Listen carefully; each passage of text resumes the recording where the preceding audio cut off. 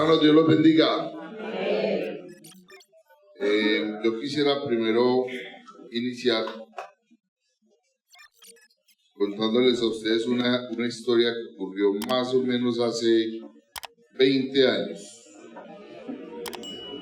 Hace 20 años yo trabajaba como mensajero y fue justo trabajando como mensajero cuando yo aprendí a manejar moto.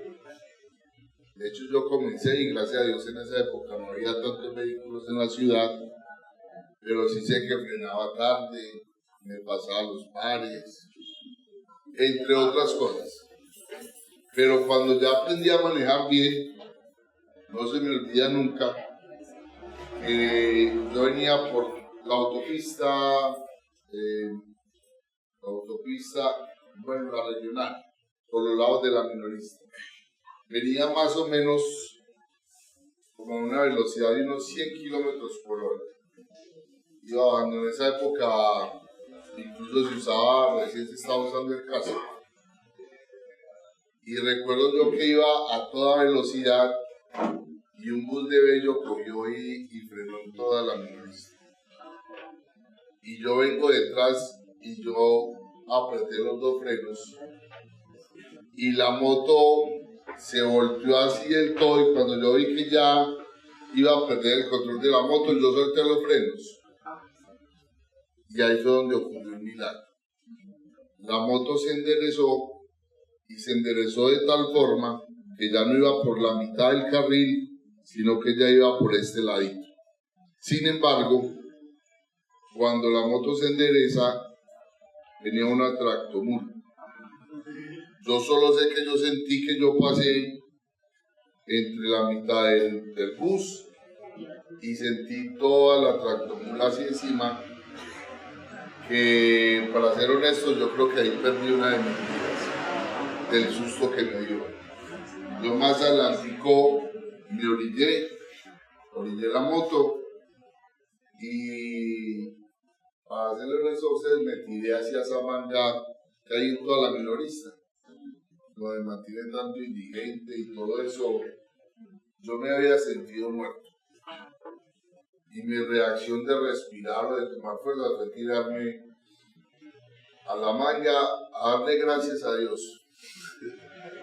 Como les decía ahorita, el susto fue tanto, o el miedo que sentí fue tanto, que yo ese día le daba gracias a Dios y le pedí hasta ese día volví, Señor, si no me acuerdo de algún pecado que haya cometido, perdóname, pero como quería estar como a paz por el Señor, de tanto miedo que sentí, que solo recordarlo, que esa tractomula pasó por ahí a 1 centímetro mío y lo que hubiera quedado de mí. Y yo en esta mañana quiero hablarles a ustedes acerca de Jesús. Jesús en el Getsemaní. Y como título le di un ejemplo de entrega y fortaleza. Pero el texto comienza con un Jesús que está agobiado. Un Jesús que yo creo que es el único pasaje donde uno ve 100% la debilidad de nuestro Señor Jesucristo. Donde uno por primera vez, incluso ahorita lo vamos a leer, aparece que tuvo que venir un ángel del cielo a fortalecerlo, porque él no sentía que daba más. Y creo que es un pasaje muy propicio para cada uno de nosotros, y no sé por qué situación puede estar pasando en estos momentos, porque no solamente, aunque yo digo que la muerte, el uno sentirse muerto es lo que más agobia al ser humano, o pensar que se va a morir, o algo así, lo que más lo agobia a uno, sentir uno que va a perder a su ser más cercano, o que lo puede perder pronto. Pero hay muchas otras cosas que también lo agobian a uno. La falta de oportunidades, no encontrar el empleo que uno desea, el no poder estudiar la carrera que uno quiere. Hay tantas cosas que nos agobian a nosotros, que nos hacen pensar muchas veces en incluso renunciar a Dios. Incluso en yo no veo que Dios realmente esté conmigo. Yo lo veo supremamente lejos. Pero son esos momentos difíciles que llegan a nuestras vidas donde realmente nosotros podemos ver la gloria de Dios reflejada en nuestras vidas. Y yo quiero entonces, para que disfrutemos de nuestro pasaje, que usted me acompañe a el libro de Lucas, capítulo 22, versículo 39. San Lucas, capítulo 22, verso 39. Voy a leer a favor de ustedes, mis hermanos, y dice así la palabra del Señor. Y saliendo, se fue como solía, al monte de los olivos.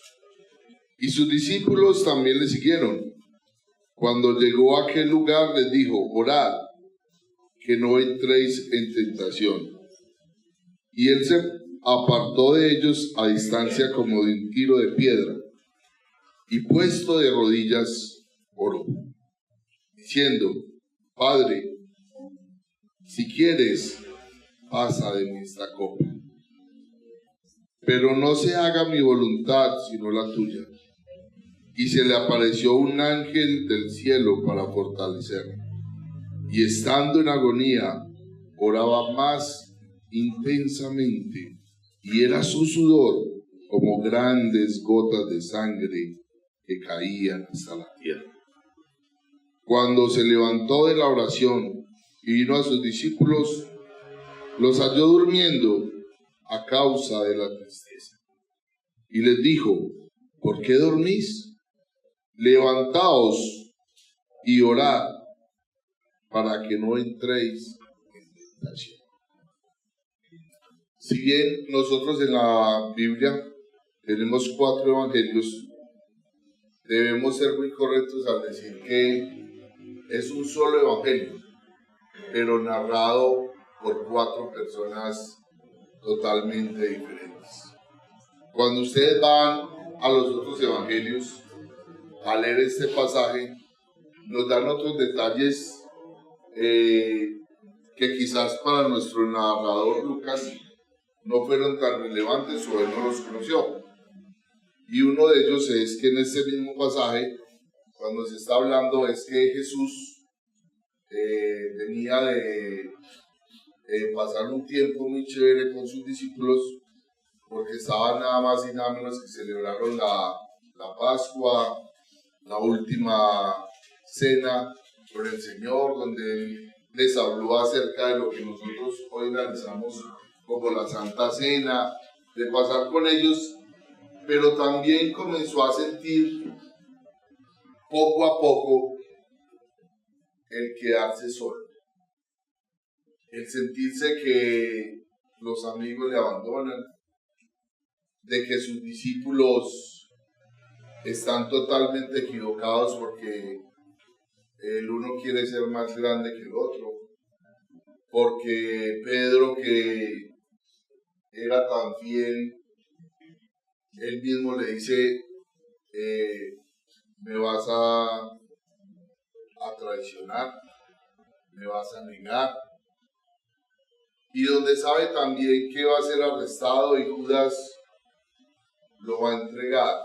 Y todos, y después de que él sea arrestado, nadie va a estar con él. Y entonces es en esa sensación de sentirse solo que los otros evangelios nos narran que cogió Jesús y se fue con sus discípulos y los dejó en cierta parte orando. Y luego toma a 3 de sus discípulos más cercanos, a Jacobo, a Juan y a Pedro, y se adelanta con ellos para orar un poco más.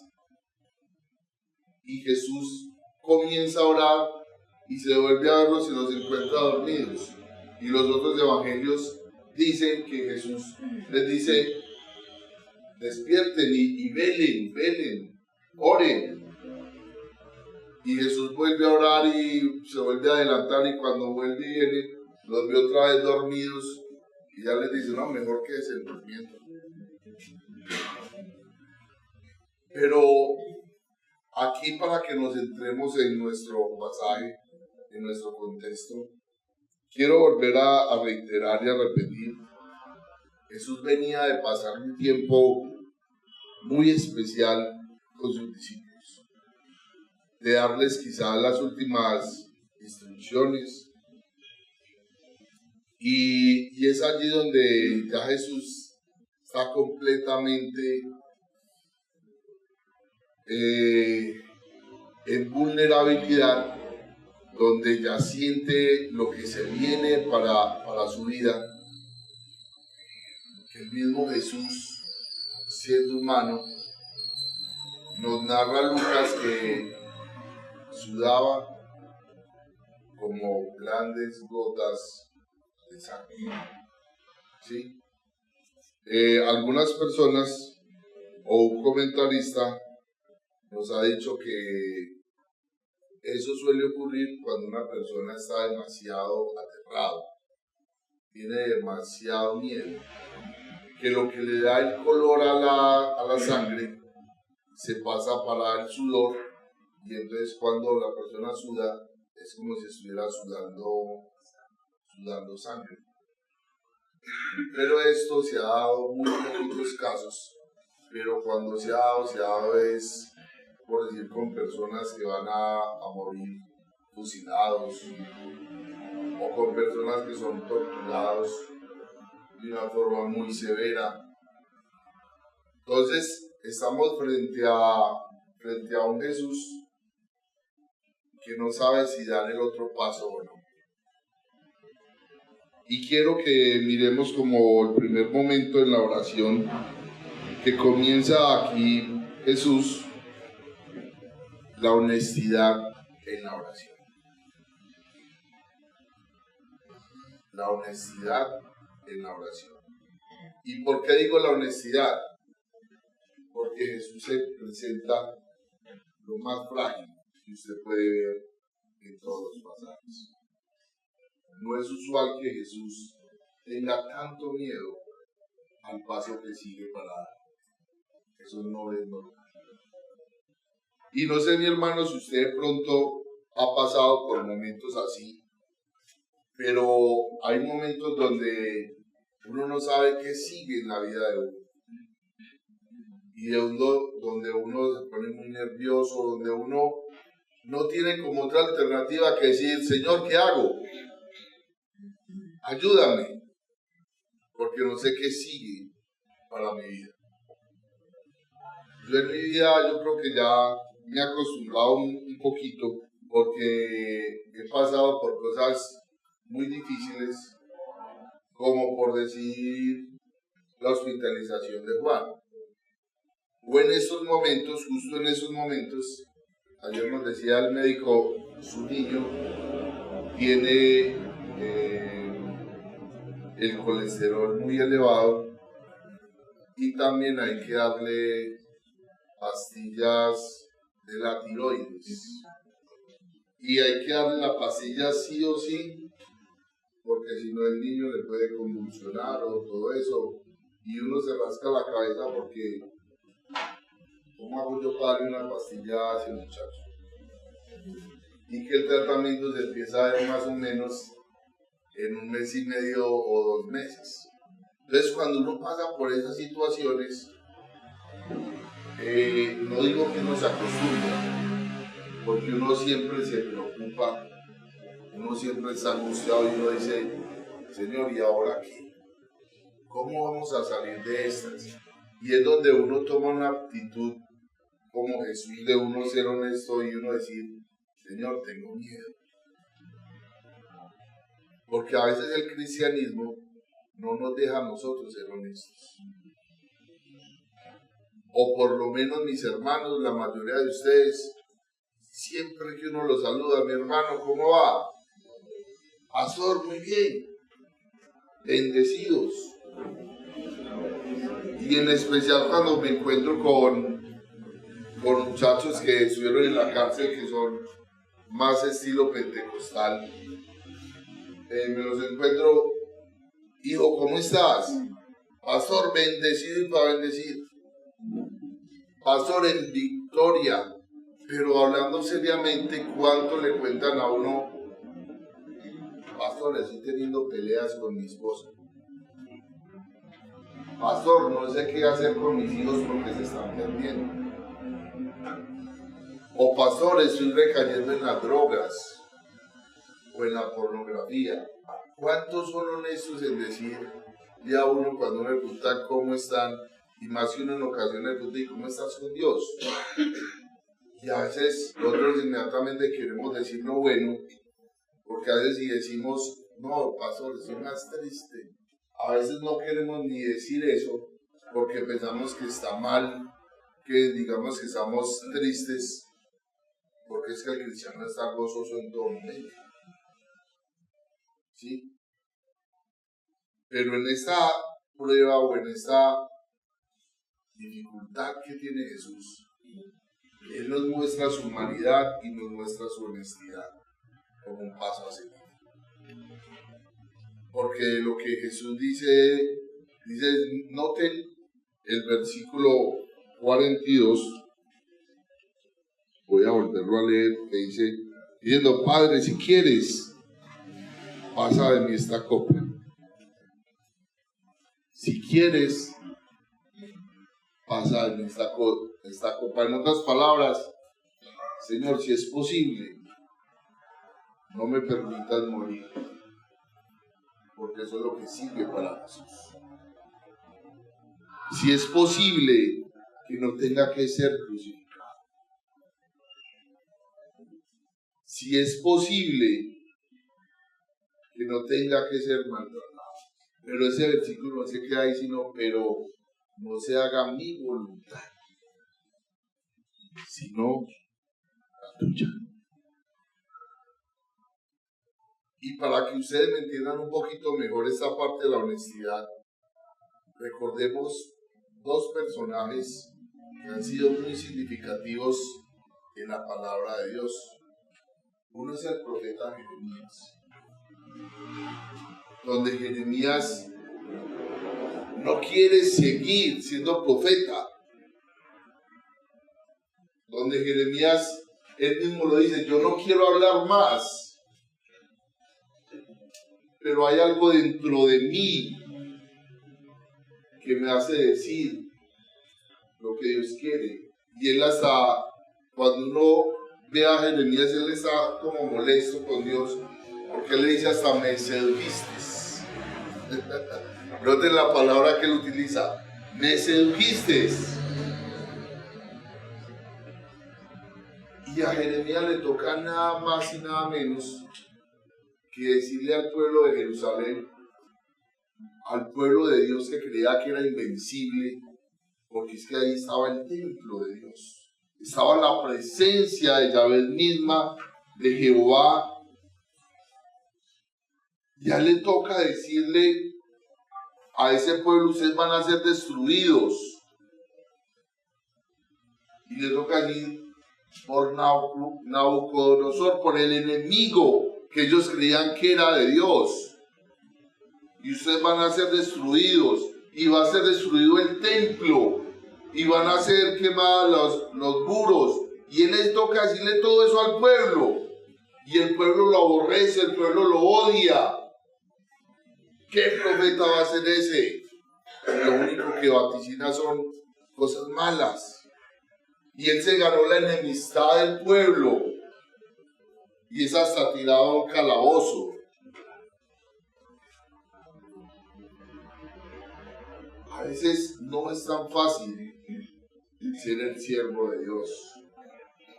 ¿Sí? Y otro caso es el del profeta Elías, donde lo que a él más lo asustó fue que la reina le dijera, hoy te vas a morir. Bueno, te vas a morir, no, te voy a matar. Y ese hombre que andaba con Dios se mete en una cueva y ya lo que desea es morirse.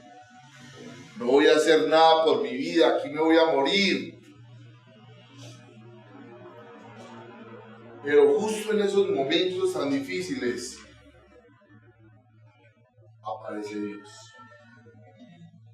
Aparece Dios para estar con Jeremías, para sacarlo de allí, de la cárcel, para mandarlo a Egipto a que esté mejor.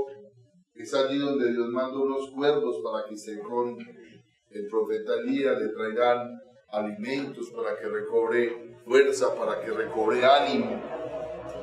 Y es allí también en esa oración de Jesús, porque noten que si bien no las oraciones por lo general el pueblo las hacía de rodillas, aquí se enfatiza que Jesús, postrado sobre sus pies, arrodillado delante de Dios, es que ora y llega un ángel, tiene que llegar un ángel para fortalecerlo porque su espíritu está totalmente.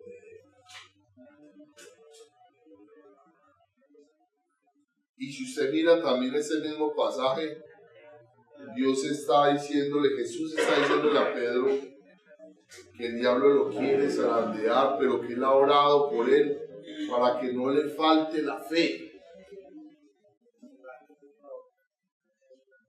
Y cuando nosotros somos honestos delante de Dios, llega la fe que nosotros necesitamos para poder salir de nuestra dificultad, para que no nos agobie el problema por el que estamos pasando. Y yo realmente les puedo decir esta mañana, Dios es muy bonito,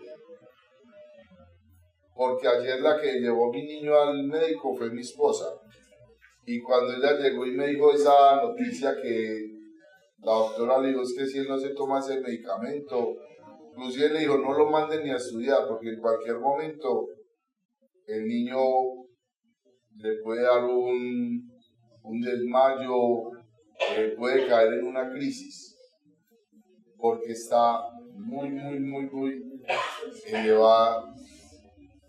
elevados, muy alterados están los exámenes. Y yo lo único que le dije al niño fue, hijo, tienes una lucha más en tu vida, pero ¿sabes qué? Confiemos en el Dios que ha estado contigo en todo momento. Que está bien, pero es en esos momentos de dificultad donde uno ve el poder de Dios, donde uno ve la grandeza de Dios. Y como un segundo momento de la oración de Jesús está lo que es la sumisión y la voluntad de Dios. Y aquí cuando nosotros tenemos que hablar de la voluntad de Dios en estos momentos de sufrimiento o de angustia por no saber qué va a ser en nuestro futuro, por no saber qué va a ser el futuro de nuestros seres amados, por esa incertidumbre que produce el pasar por un momento bien difícil. ¿Qué es lo que Dios quiere de nosotros? ¿Cuál es su voluntad? ¿Qué es su deseo?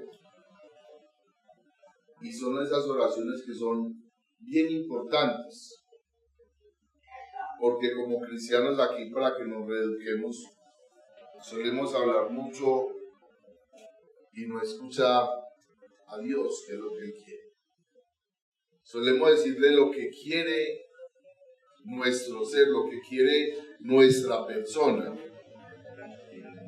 pero a veces no queremos recibir lo que es la voluntad de Dios.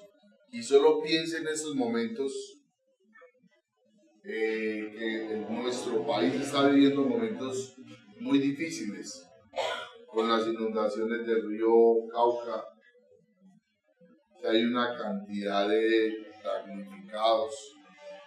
Y no solo el río Cauca, sino una cantidad de ríos en el país que tiene a muchos colombianos sufriendo, que lo perdieron todo y tienen que comenzar de nuevo a conseguir su televisor, su cama, su nevera, su colchón, que tienen que volver a empezar, perdónenme la palabra, desde cero, porque han mostrado cómo se han llevado algunas casitas, alguna cosa. Y es ahí donde muchas personas se preguntan cuál es la voluntad de Dios, por qué a ellos les ocurre algo tan difícil. Y es ahí donde nosotros tenemos que aprender a dejar de hablar nosotros y escuchar a Dios para saber cuál es el designio de Dios, qué es lo que Dios quiere realmente con nosotros. Y vemos en Jesús, en el mismo versículo 42, que él decía, pero no se haga mi voluntad, sino la tuya.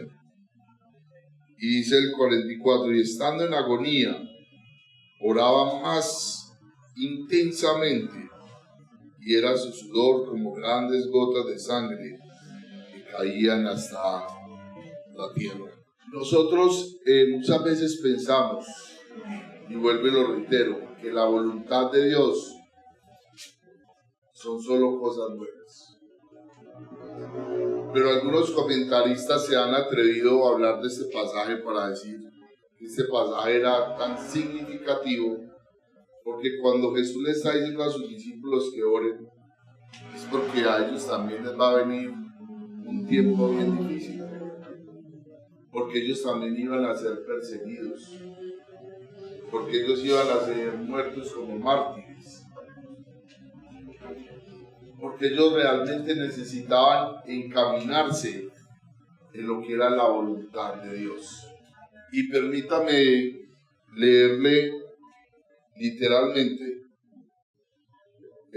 algo que nos habla John Stott, y él dice que en el sufrimiento de Jesús en Getsemaní es un ejemplo de cómo debemos abordar nuestras propias pruebas.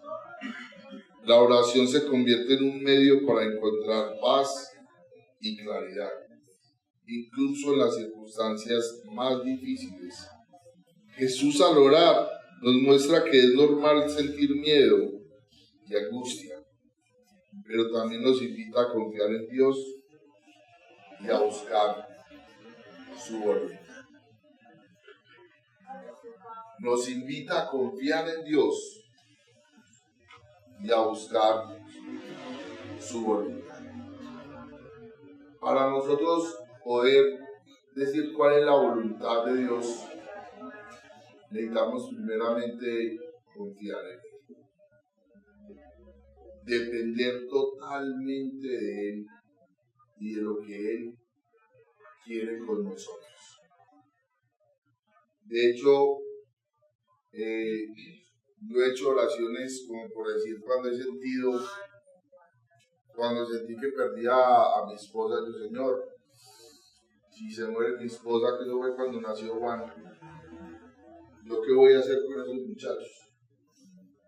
Ayúdeme a ser una mamá y papá o no sé por qué, o deme fuerzas, porque es que el niño a mí me lo muestran y mi esposa 2 horas después todavía estaba en cirugía. Y en esas dificultades, mis hermanos, es donde yo he visto que uno se mete a orar y uno logra encontrar una paz, una tranquilidad, a pesar de estar pasando un momento tan difícil. Y es ahí donde uno realmente ya puede darse cuenta que esto es la voluntad de Dios, lo que Dios quiere para mi vida. Pero ahora que sigue, ¿cómo debo yo afrontar esto, Señor? ¿Cómo me vas a ayudar? ¿Cómo vas a intervenir? ¿Y cómo yo voy a ver tu gloria en mi momento difícil, en mi dificultad? Y es de las cosas más bonitas, porque uno lo recuerda, pero uno ya se da cuenta de cómo Dios le da a uno paz y tranquilidad.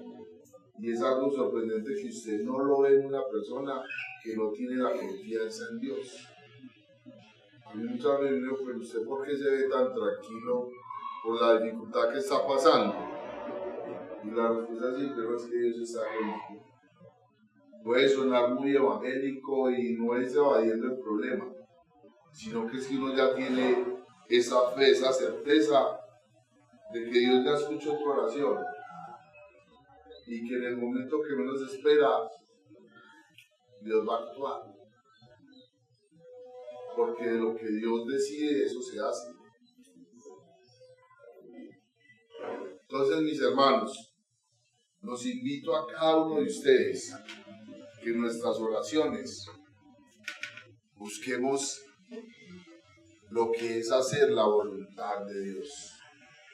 Y el mismo Jesús es un ejemplo de esto, que en su agonía, en su miedo, en su temor, está pidiendo hacer la voluntad de Dios.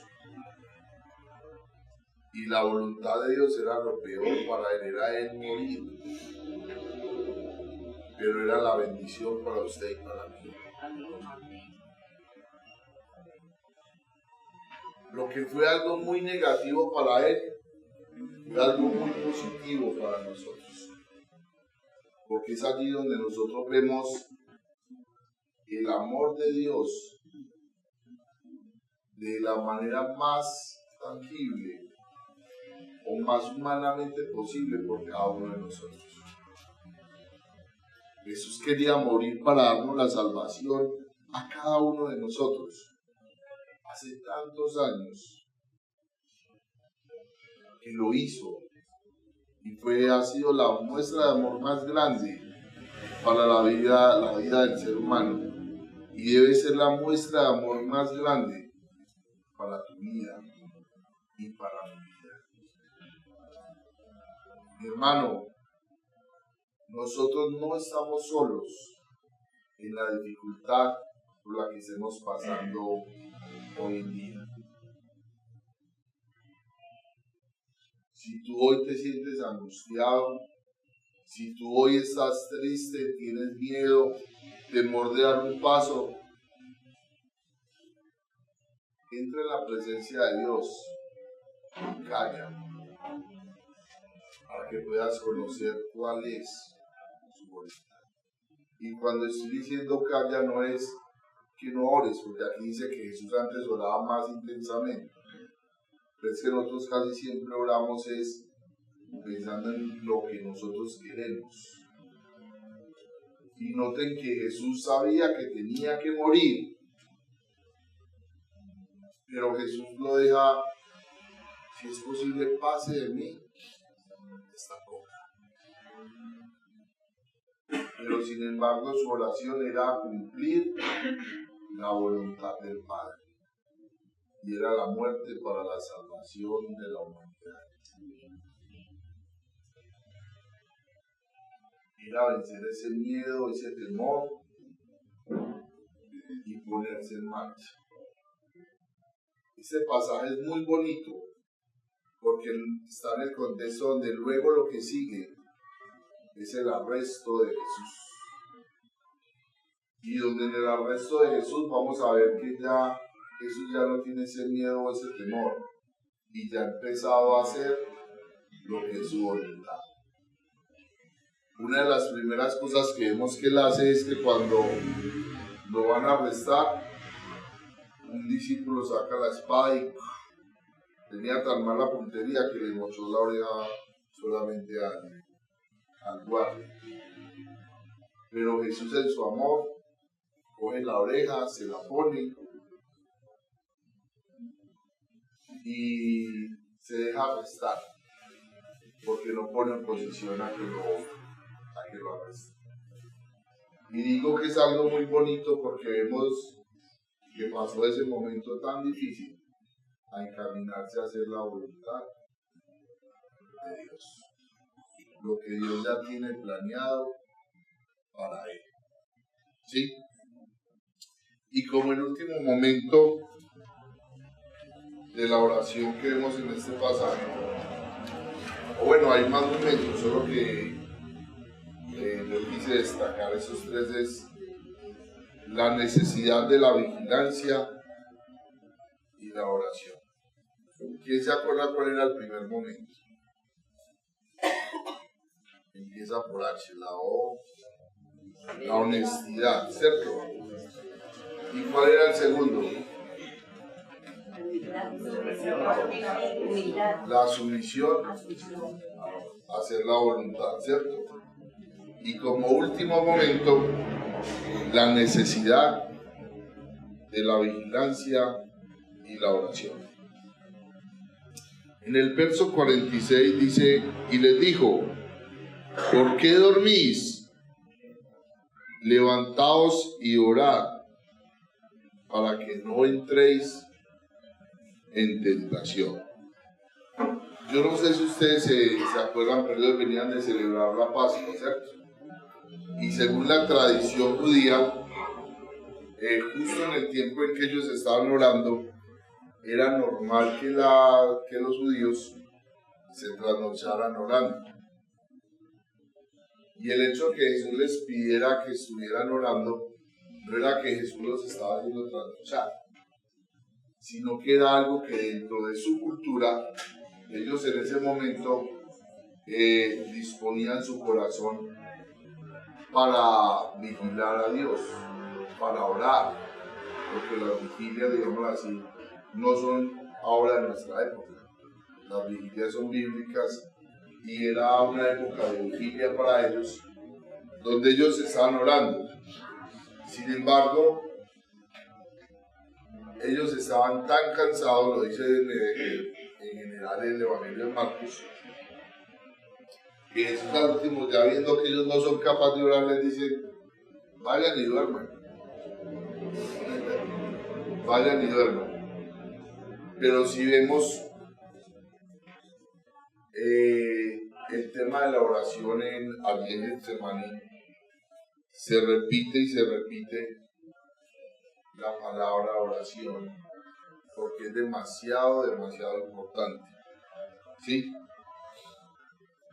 Y creo que es muy importante para la vida espiritual de todos nosotros, porque en la oración uno se fortalece, en la oración uno encuentra apoyo espiritual de los hermanos para nuestras debilidades y nuestras fortalezas. En la oración es donde se encuentra la voluntad de Dios. En la oración es donde nosotros podemos sentir a Dios que está con nosotros. Es la oración algo muy importante, es una disciplina que todo cristiano debe tener. El que no ora, dice muy bien el dicho, el diablo se lo devora. ¿Cierto? En la oración podemos ver nuestro crecimiento espiritual. En la oración nos damos cuenta cómo crece nuestra fe. Y nuestra oración también hace parte de nuestro estilo de vida.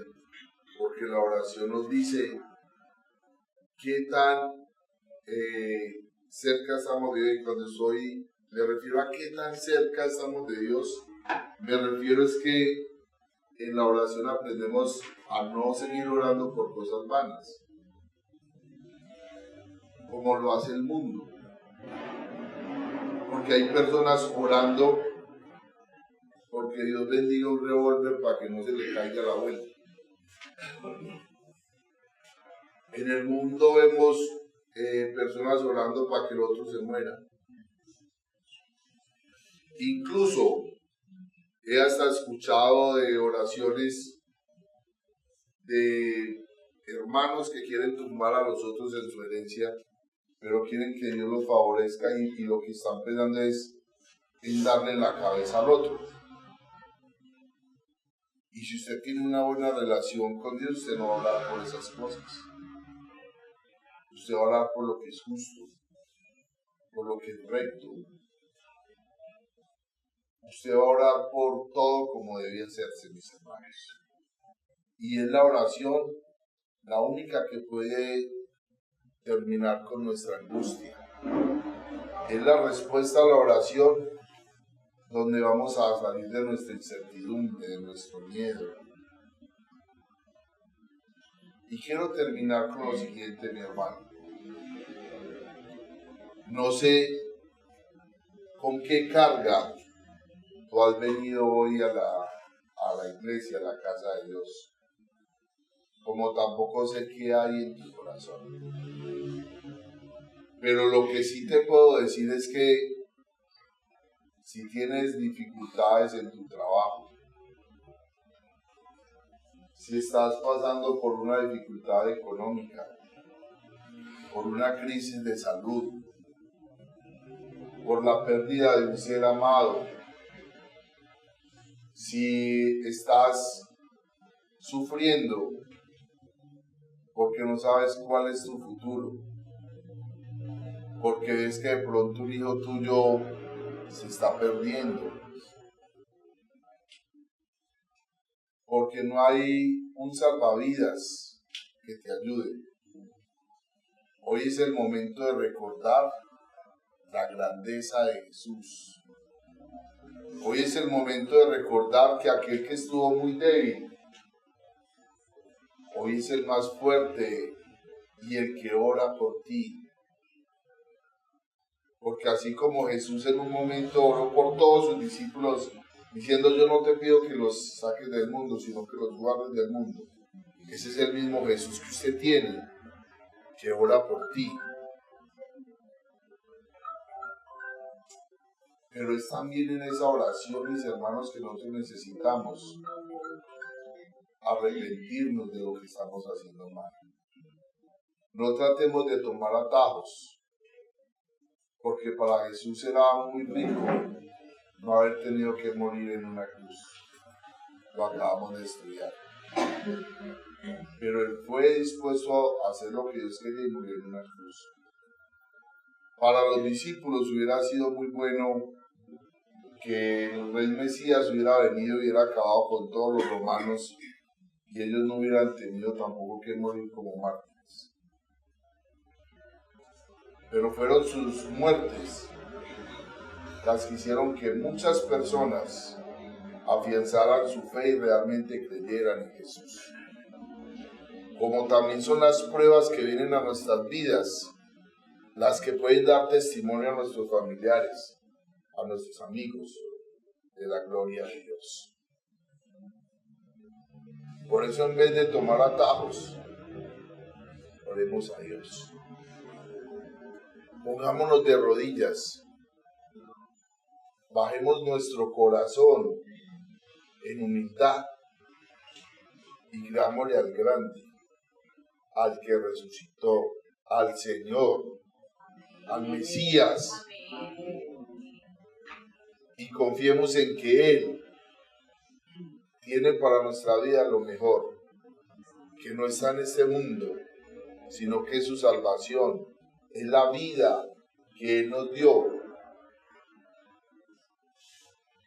En tu dificultad no hay nada más grande que Dios. De hecho, Santiago lo dice: Dios no te va a tentar, Dios no te va a poner una prueba que tú no puedas soportar. Podemos hacerlo y por eso podemos respirar y decir: vamos a salir adelante. Y desde ahora les digo, y por eso también, sea lo que pase con mi niño, sigo de la mano de Dios. Y se lo digo porque Dios ha sido demasiado grande en mi vida como para en este momento rendirme, como para este momento tirar la toalla. Pero sí necesito fortalecerme en Dios. Y quiero invitarlos a ustedes, mis hermanos, a que nos fortalezcamos todos en Dios.